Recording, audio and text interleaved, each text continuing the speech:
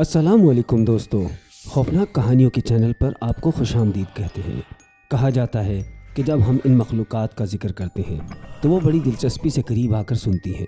خوف زدہ نہ ہو، آیت الکرسی پڑھیں اور چلیں آج کی کہانی کی طرف۔ یہ واقعہ اس وقت کا ہے جب ہم نئے سرکاری کوارٹر میں منتقل ہوئے۔ یہ مکانات انگریزوں کے زمانے کے بنے ہوئے تھے، یعنی ہجرت سے بھی پہلے کے۔ جب ہم نئے گھر میں شفٹ ہوئے تو میں بہت خوش تھی۔ میرے 2 بچے ہیں اور میں اپنے شوہر راہل اور بچوں کے ساتھ اس گھر میں آئی۔ یہ کوارٹر ایسی جگہ پر تھے جہاں آس پاس جھاڑیاں، جنگل، کیچڑ اور چھپڑ تھے، اور رات کے وقت وہاں عجیب سا خوف چھایا رہتا تھا۔ سردیوں کا موسم تھا، مگر گھر میں قدم رکھتے ہی مجھے ایک انکہی سی بے چینی محسوس ہوئی۔ عمارت بہت پرانی تھی اور کمروں سے ماضی کی بھاری سی فضا ٹپکتی محسوس ہوتی تھی۔ ہمیں اندازہ نہیں تھا کہ یہاں ایسے واقعات پیش آئیں گے جن کا تجربہ میں نے کبھی نہیں کیا تھا۔ شفٹنگ کے بعد تقریباً 1 ہفتہ سب ٹھیک رہا، مگر پھر ہمارے ساتھ عجیب و غریب ماورائی سرگرمیاں شروع ہو گئیں۔ یہ بتانا ضروری ہے کہ میرے شوہر غیر معمولی طور پر خوبصورت ہیں۔ یہ بات اس لیے کہہ رہی ہوں کہ اس کا تعلق ہونے والے واقعات سے ہے۔ شادی کے بعد بھی میں نے محسوس کیا جب ہم ساتھ ہوتے تو لوگوں کی نظریں اکثر ان پر ٹھہرتی تھیں۔ یونیورسٹی کے دنوں میں بھی یہی دیکھا تھا کہ کچھ لڑکیاں ان کے پیچھے رہتی تھیں۔ بہرحال وہ مجھ سے بے حد وفادار ہیں، اس لیے مجھے کبھی فکر نہیں ہوئی، مگر یہ گمان بھی نہ تھا کہ کوئی غیر مرئی مخلوق ان کے پیچھے پڑ جائے گی۔ گھر میں آئے 1 ہفتہ گزرا تھا کہ راتوں میں کچھ عجیب ہونے لگا۔ ہم کمرے میں سوتے تو محسوس ہوتا جیسے کوئی ہلکی سی آنچ سلگ رہی ہو۔ حالانکہ سردیوں کی راتیں تھیں، پنکھے بند ہوتے اور ایسا سناٹا کہ ذرا سی آہٹ بھی صاف سنائی دیتی۔ ہمارے کمرے میں ایک کھڑکی تھی، اس سے جھانک کر دیکھتے تو باہر کچھ دکھائی نہ دیتا۔ شروع میں ہم نے سب وہم سمجھ کر نظر انداز کیا۔ کئی بار یوں بھی ہوا کہ چھت پر کسی کے بھاری قدموں کی آواز آتی، جیسے کوئی چل رہا ہو۔ صحن سے اوپر مضبوط سیڑھیاں جاتی تھیں، مگر اوپر جا کر دیکھتے تو کوئی نہ ہوتا۔ ایک رات میں اور میرے شوہر بستر پر سو رہے تھے کہ اچانک کمرے میں ہلکی سی آہٹ نے میری آنکھ کھول دی۔ چاروں طرف اندھیرا تھا، بچے دوسرے کمرے میں سو رہے تھے۔ بستر کے پاؤں کی طرف سامنے ڈریسنگ ٹیبل تھا جس میں بڑا سا آئینہ لگا تھا۔ اسی آئینے میں مجھے ایک عورت نظر آئی۔ وہ میرے شوہر کے سرہانے کھڑی تھی اور بڑی گہری نظر سے انہیں دیکھ رہی تھی۔ میرے شوہر گہری نیند میں تھے۔ وہ عورت غیر معمولی حد تک حسین تھی، جیسے حسن کی کوئی حد نہ ہو۔ یہ سب دن میں کبھی نہیں ہوتا تھا، بس رات کے ایک مخصوص وقت پر ہی یہ سلسلہ شروع ہوتا۔ آہستہ آہستہ وہ ہمیں تنگ کرنے لگی۔ اکثر راتوں کو گھر کی گھنٹی بجتی، مگر دروازہ کھولنے پر گلی سنسان ملتی، کوئی بھی نظر نہ آتا۔ ایک دن میرے شوہر گھر پر نہیں تھے، میری طبیعت سخت خراب تھی۔ میں نے فون پر کہا کہ آتے ہوئے ہوٹل سے سالن اور روٹیاں لے آئیں، آج کھانا بنانے کی ہمت نہیں۔ وہ ابھی نکلے ہی تھے کہ شام ڈھلنے لگی۔ ہماری بیرکس میں چند ہی گھر تھے اور بچوں کی اکثریت قریب کے گراؤنڈ میں کھیلنے گئی ہوئی تھی، اس لیے گلی بالکل ویران تھی۔ میں گھر میں اکیلی تھی، بچے بھی باہر تھے کہ اچانک پھر گھنٹی بجی۔ اس آواز سے میں چونک گئی، کیونکہ یہ عام سی گھنٹی نہیں تھی، وہی پراسرار بھاری سی آواز جو اکثر ہمیں بے وجہ چونکا دیا کرتی تھی۔ جس انداز سے وہ گھنٹی بجاتی تھی اس میں ایک خاص سی پہچان تھی۔ بالکل ویسے ہی اس دن بھی گھنٹی بجی۔ دل ہی دل میں میں گھبرا سی گئی۔ میں نے طے کیا کہ اگر دوبارہ گھنٹی بجی تو جا کر دیکھوں گی۔ میری ایک پرانی عادت تھی کہ میں دروازہ کھولنے سے پہلے ضرور پوچھتی تھی کون ہے، چاہے اپنے ہی گھر میں کیوں نہ ہو، حتیٰ کہ اگر میرے شوہر بھی آ جائیں پھر بھی میں ایک بار پوچھتی ضرور تھی، محض احتیاط کے طور پر۔ میں نے آواز دی، کون ہے؟ دوبارہ گھنٹی بجی تو پھر پوچھا، کون ہے؟ سامنے سے کوئی جواب نہ آیا۔ میں نے تیسری بار بھی پوچھا، مگر خاموشی ہی رہی۔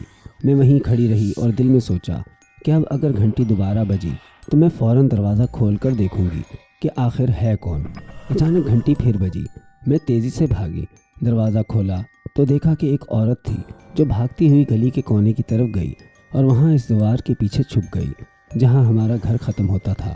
حیرت کی بات یہ تھی کہ دروازے سے اس کونے تک کا فاصلہ خاصا زیادہ تھا اور میں نے اتنی دیر بھی نہیں لگائی تھی کہ وہ اتنی جلدی وہاں پہنچ جائے۔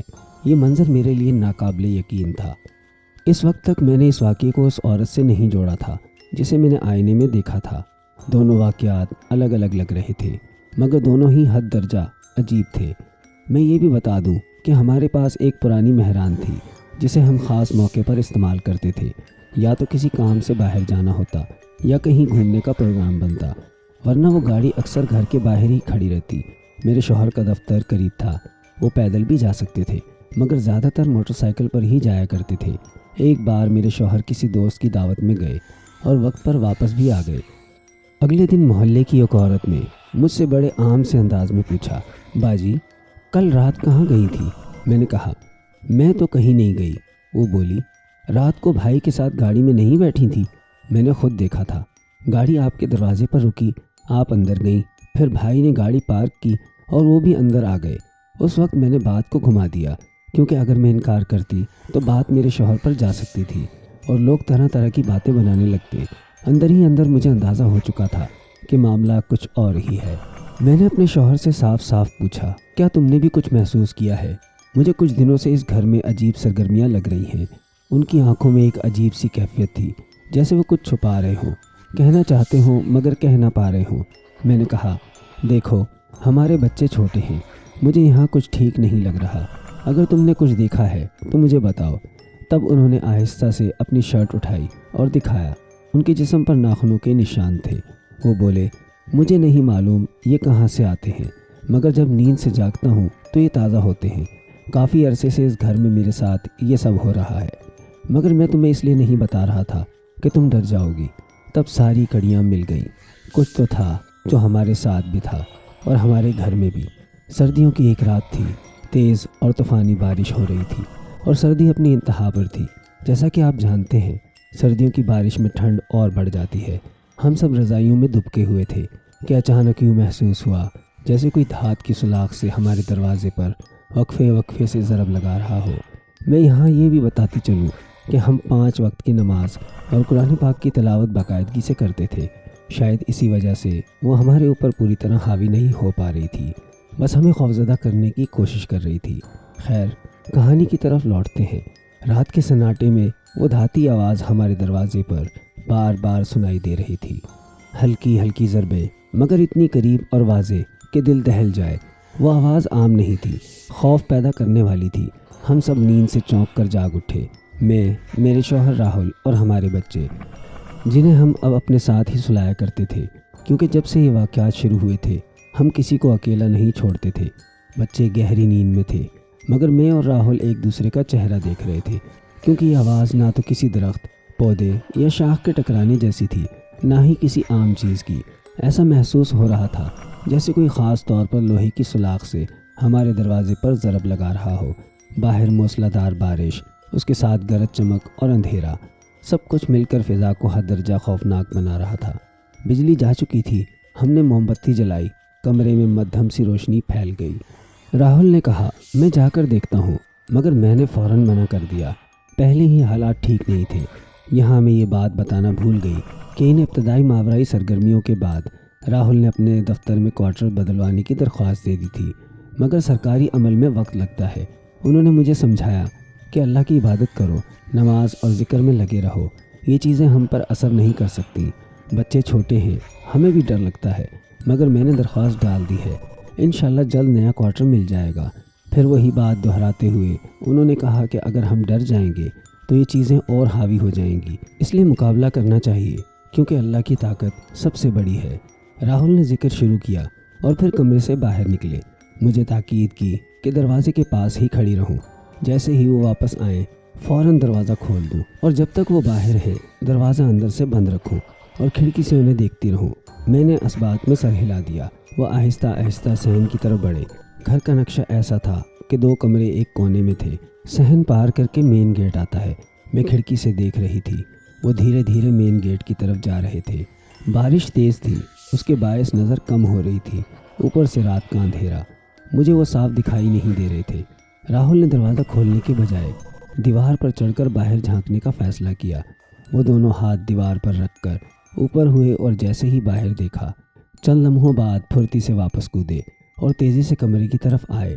جیسے ہی وہ دروازے تک پہنچے میں نے فوراً دروازہ کھول دیا۔ وہ اندر آئے تو سردی اور بارش کی وجہ سے کانپ رہے تھے۔ میں نے جلدی سے ان پر کمبل ڈال دیا اور گھبرا کر پوچھا کہ آپ نے کیا دیکھا؟ انہوں نے بتایا کہ ایک جوان عورت دروازے کے پاس بیٹھی تھی، اس کے ہاتھ میں بھاری دھات کا بنا ہوا ایک کٹورا تھا جسے وہ دروازے پر مار رہی تھی۔ پہلے لمحے کو لگا شاید کوئی فقیر ہو مگر ایسی سردی اور طوفانی بارش میں فقیر کا ہونا ممکن نہیں تھا۔ جب میں نے اوپر سے جھانک کر دیکھا تو اس کی آنکھوں کا سامنا مجھ سے ہوا اور وہ لمحہ میرے لیے قیامت بن گیا۔ اس کی آنکھوں سے سرخ روشنی نکل رہی تھی، ایک عجیب اور انتہائی خوفناک منظر جس نے مجھے بری طرح ہلا دیا۔ وہ رات بھی کسی طرح گزر گئی۔ راہل نے دفتر میں اپنی درخواست کے معاملے میں تیزی دکھانی شروع کر دی تاکہ عمل مکمل ہو اور ہمیں جلد نیا کوارٹر مل جائے۔ ہمارے پاس اتنے وسائل نہیں تھے کہ کسی آباد علاقے میں پرائیویٹ گھر کرائے پر لے سکیں، کیونکہ اس کے لیے ایڈوانس بھی دینا پڑتا تھا۔ ہم ایک متوسط خاندان سے تعلق رکھتے تھے، مگر اگر خدا نخواستہ کوئی گھر نہ ملا تو یہی ہمارا آخری حل تھا کہ کسی آباد علاقے میں عام لوگوں کے درمیان رہائش تلاش کی جائے۔